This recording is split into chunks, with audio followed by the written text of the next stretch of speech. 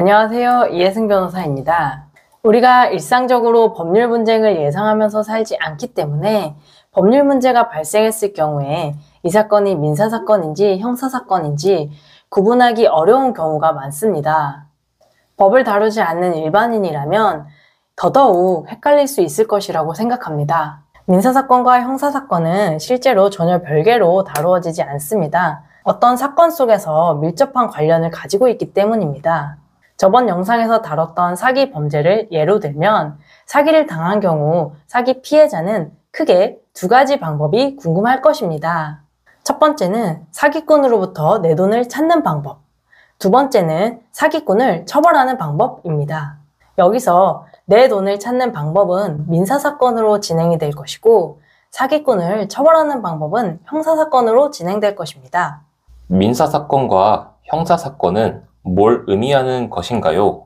네, 두 사건의 차이점을 간단하게 설명드리겠습니다. 민사사건은 일반적으로 사람 간의 관계에서 발생하는 모든 법적 분쟁을 의미합니다. 예를 들면 임대차 계약, 대여금 계약, 손해배상 등 이런 것들이 있습니다. 형사사건은 국가가 법으로 금지한 행위를 한 자를 국가의 형벌권을 행사하여 처벌하는 사건을 의미합니다. 예를 들면 절도죄, 사기죄, 폭행죄, 강간죄 등이 있습니다. 민사사건과 형사사건을 구분해야 하는 이유는 무엇인가요? 네, 우리가 이 둘의 차이를 알아야 되는 이유는 내가 해결하고자 하는 것이 무엇인지, 내가 원하는 것이 무엇인지에 따라 민사사건으로 갈지 형사사건으로 갈지 목적의 방향성이 정해지기 때문입니다. 우선 아까 든 예로 다시 설명을 드리면 사기 피해를 당한 경우 사기꾼에게 내 돈을 되찾고 싶다면 민사소송을 통해 사기꾼에게 돈을 반환하라는 청구를 해야 합니다.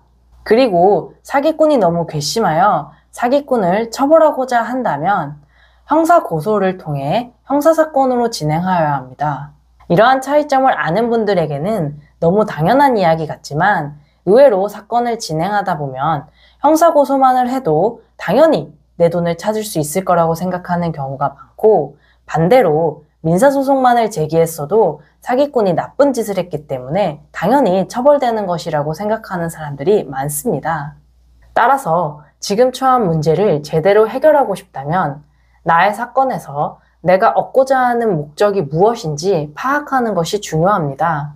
민사사건으로 진행하여 나의 재산권을 확보할 것인지 형사사건으로 진행하여 상대방을 처벌받도록 할 것인지를 고려하면 더욱 도움이 될 것입니다.